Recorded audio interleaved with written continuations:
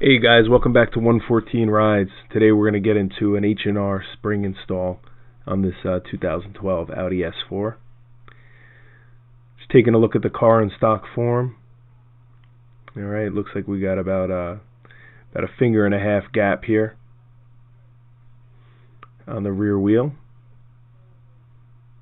And we got about a proper 2 fingers here in the front.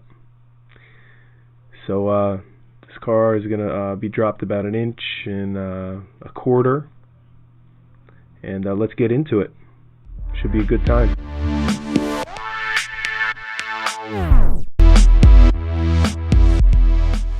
Alright, we got the H&R OE Sport Springs for the Audi. Let's check these out, man. They're going to be cool.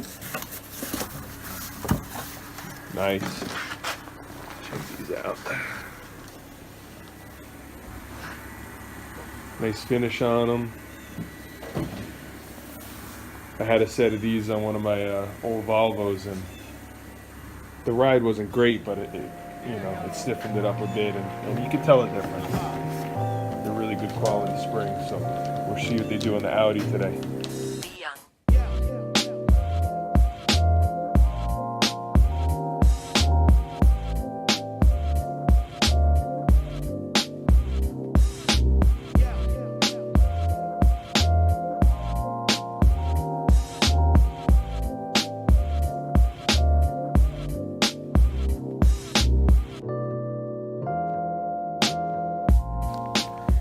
Okay guys, we got the tire off. Alright, and we got it jacked up safe. We got a jack stand under there, and we used a little piece of rubber here so we wouldn't damage the jack point. It's a little flimsy. It's got a piece of rolled metal that can bend pretty easy. I think most cars are like that. So first step we're going to do is we're going to release the bottom of the strut. So what I did was I put a little shorty 18 mil here, and when I rotate the bolt counterclockwise, this shorty should rest right on top of the axle and kind of stop it. That way we don't have to get our hands back in there. All right. Okay, you see the small shorty hit the axle right there. And we're just gonna keep on spinning it around.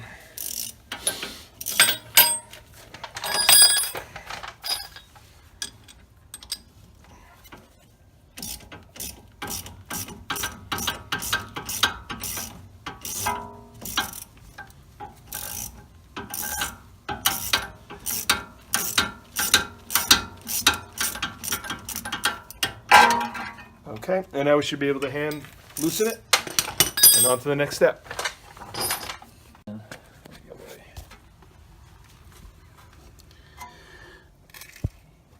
going to release the sway bar. So it's 16 millimeter, got my ratchet back there, and we're going to put an adjustable on here and back this guy out.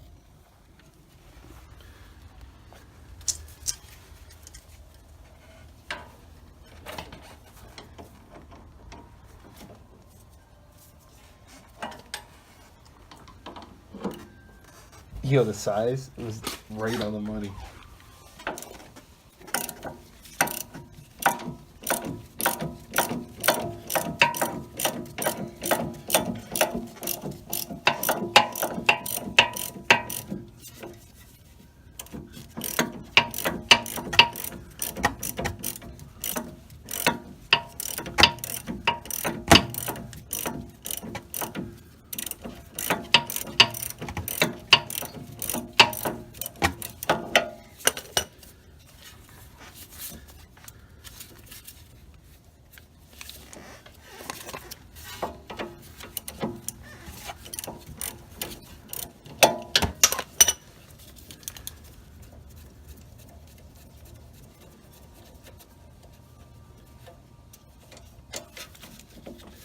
Okay, that's it.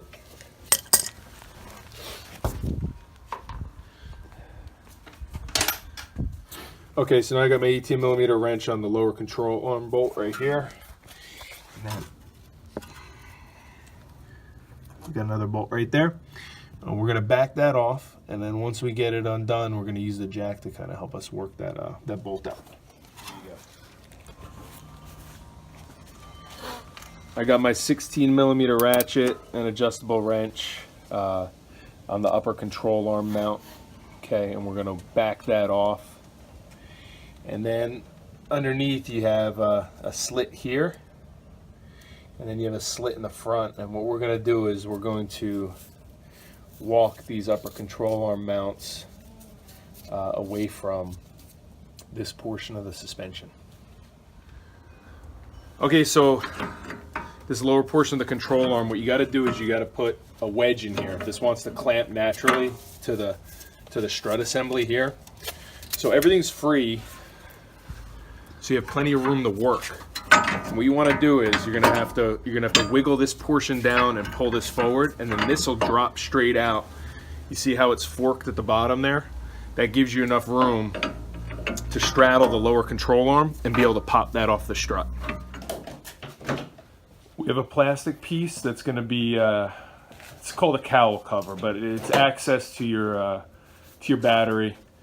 We're going to remove that, and what that's going to do is that's going to allow us to get to the bolts and nuts needed to remove the upper portion of the suspension, and then we should be able to drop it out.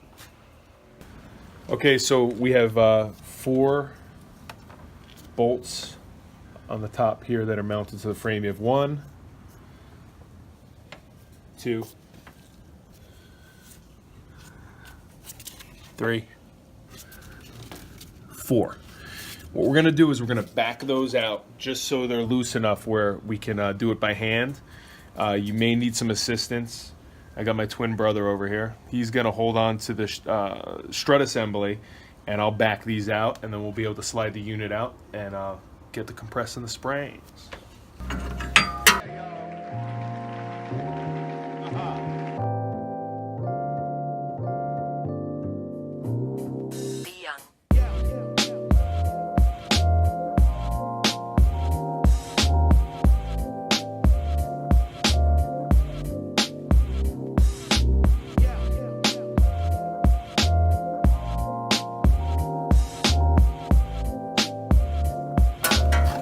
Okay, that's it.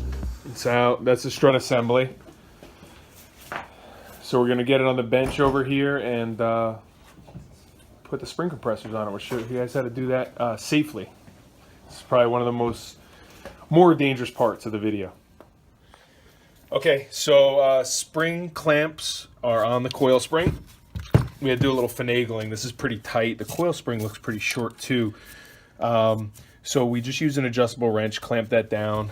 This one is a little bit more clamped down than the other one, but we had to pass this aluminum portion. Now, there's no more energy or tension on this upper portion of the suspension, so we look pretty safe, you know, to take this nut off. One thing you have to remember is, you know, you have a lot of energy with these springs. Parts can fly. You want to make sure that these are nice and solid and on there, and that with any strut assembly that you don't have any energy against this.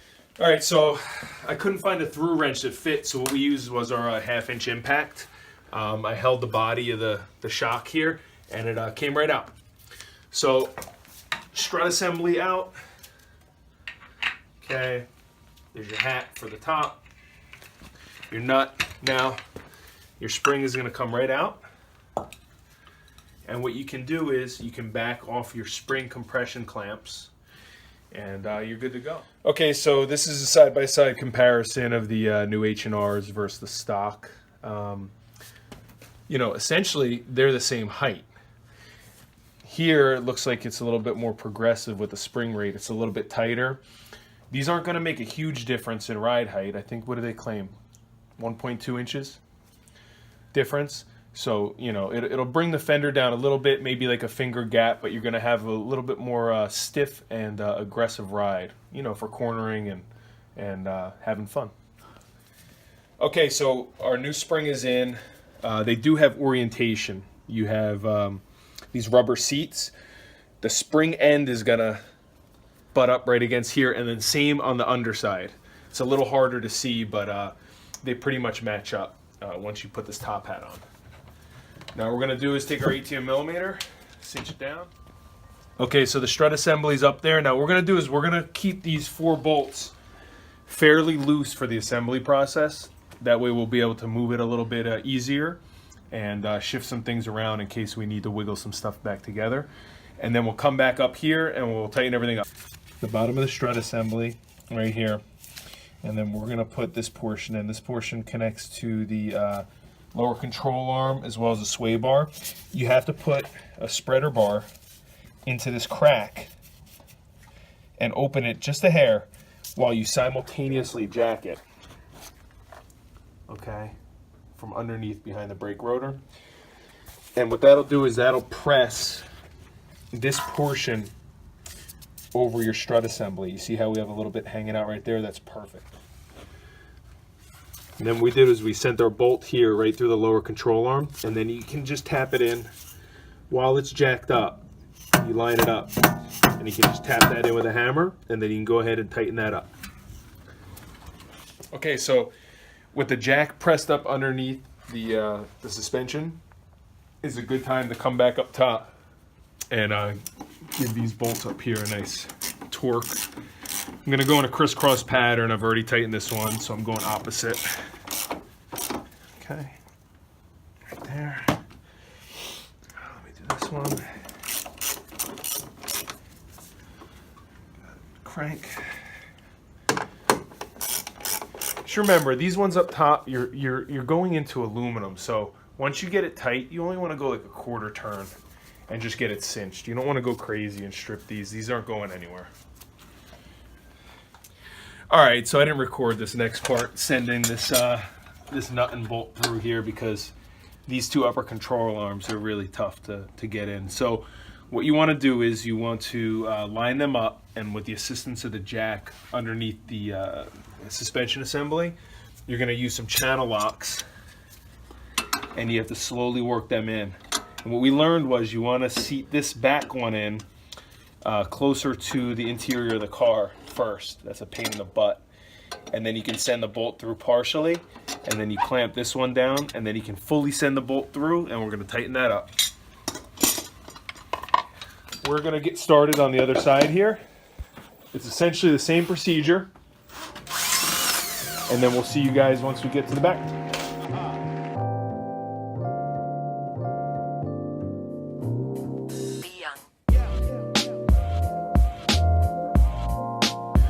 All right, so we're on the back side of the car now. You can see that we have the strut assembly is independent of the coil spring. So this is going to be a little bit different technique than we were using before. We jacked the car up completely, jack stands on both sides, so the whole back is up, car is in gear, and we have the front wheels chalked. We're going to start with this 18mm bolt connected to this front control arm, and we're going to back that out, and we'll see you guys on the next step. Okay, so we backed that bolt off right there, the front control arm. And now what we have is we have the jack is underneath the shock assembly, and it's compressing the spring. And our plan is, we hand tightened our spring compressor, is to drop the suspension down slowly, and we should be able to get that that coil spring to fall out. All right, guys, so we had our two spring compressors on there. You see how they're opposite, one's up, one's down, so the orientation of the spring in the vehicle was like this. So this threaded rod passes right up through here, this one goes on the bottom. All right, so the old spring is out. We showed you guys how we did that. We attempted to try to use the spring clamps to get it back in. Unfortunately, there wasn't enough room to relieve them the way we had them. So what we're doing is we got a pry bar down here. Okay, we're stepping on it. We're maxing the shock out as much as it'll go safely. And what I'm going to do is, while we step on this and lower the whole suspension, the new spring is actually soft enough to compress, and we're going to try to slide that back in.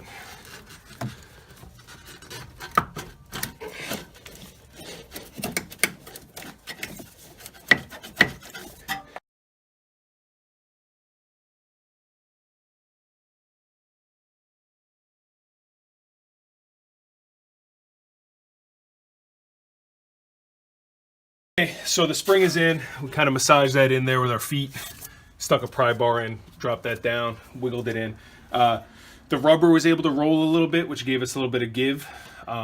and it popped right into place. And then we ensured that both the top and bottom seat, the ends of the coils should butt up. They have orientation to them. So the spring is exactly where it's supposed to be. It looks good. What we're going to do is we're going to jack the suspension up, and we're going to connect the upper control arm. All right, so we're going to reattach our sway bar. This rubber bushing right here, what you have to do is you got to put some pressure on it and line it up just right with the jack underneath the suspension. So while you put some pressure on it there, let me get the light, that's good right there. When you put some pressure on it right there, you can line it up and then send that home. Lastly, we have our control arm link. This is more towards the front of the vehicle. And once you get your jack, keep it underneath the suspension, and once it still has compression, you can line it right back up, and then we're going to send this bolt home. That's going to wrap up your job. Alright guys, thanks for joining us for another episode of 114 Rides. You can find a link to the H&R Springs in the description below. Please like, subscribe, and we'll keep on bringing you guys some more videos. Thanks for joining us today. Hope you learned something, and I'll see you the next time. Take it easy.